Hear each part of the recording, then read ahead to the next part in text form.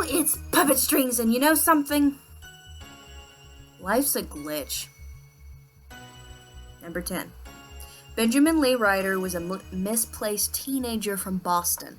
He was 5'4" with bleach blonde hair and a bit, unstable. Does anybody not have a screwed up past in here? Seriously? Number 9. Sally Williams is Ben's sister. Ben's mother and father underwent a divorce due to his mother's prostitution and basically jumping the gun. Sally was a mere infant when she was dumped on Ben's uncle, and they never saw each other again until they rejoined at the mansion years later. Number 8. Who doesn't think of Ben when we see a Majora's Mask poster? Really? Seriously. Well, Ben originally was obsessed with Pokemon before Zelda. Before you scoff, the irony this is that the pastas in Pokemon, other names such as Glitchy Red and Lost Silver in Lavender Town, planned to make Ben their comrade. However, plans went much different. Number 7. Ben's grandfather was originally from Dublin. They moved from Ireland later in life and landed in Boston. When they had 2 baby boys, they thought that everything was going to be perfect. They were proven wrong when Terry Ryder was shot 5 times in the chest and his wife Fiona Ryder was shot in the head by a suspect that was believed to be Ben's uncle and father.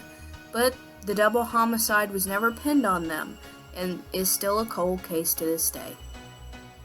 Cold turkey. Number 6.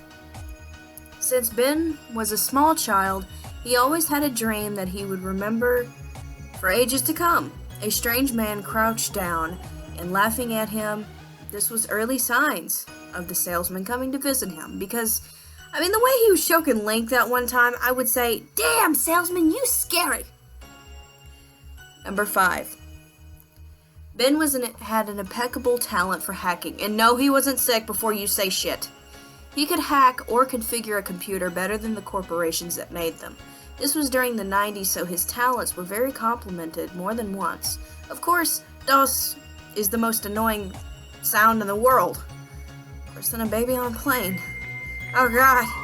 Get it away! Number 4. Ben was a very quiet and good student in school. He was frequently picked on because of many things, including one thing that could have been a hint to his fate. He had aquaphobia. Since he was a small child, the bullies would throw him into rivers and even sewer systems.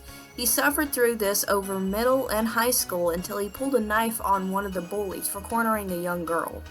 None of them were injured, but the girl he saved went by the name of Jennifer Redmond, or other known today as Jen Drowned. Number 3. Ben is technically a spirit, but human-like to the touch. If you met him face to face, you wouldn't be able to tell. He would be what you would call a materialized spirit, one whom is dead but prefers the outlook of that a human being. Or Kim Kardashian. Because frankly, that is definitely a dead person trying to materialize. Come on! Number 2.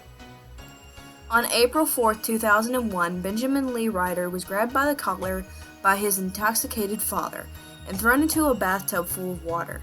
His father held his head underwater and finally left Ben to float there.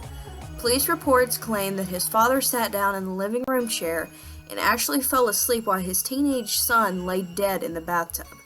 Ben's body had been in the water for at least 9 hours at this point until his father awoke by his son dripping with water in a strange costume. His father died of electrocution that could only be explained over 400,000 amps of electricity.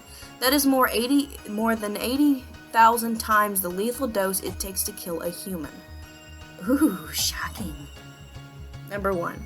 The most iconic thing we think about with Ben is, and always will be, Cleverbot.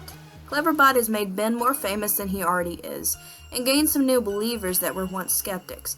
However, others are completely baffled when they think they are actually talking to Ben when they're really not. Yet the truth behind this that will set everybody else to rest, because this is kind of what I'm here for. Ben does talk through Cleverbot to those he chooses. Since Ben is a spirit, he uses Cleverbot like a cyber Ouija board to communicate. But most people will not always get the planchette to move. You see, you thought you were talking to some insanely hot guy that you're obsessed with when you're actually talking to a dead person! You have been such a great audience, and sleep tight, my puppets.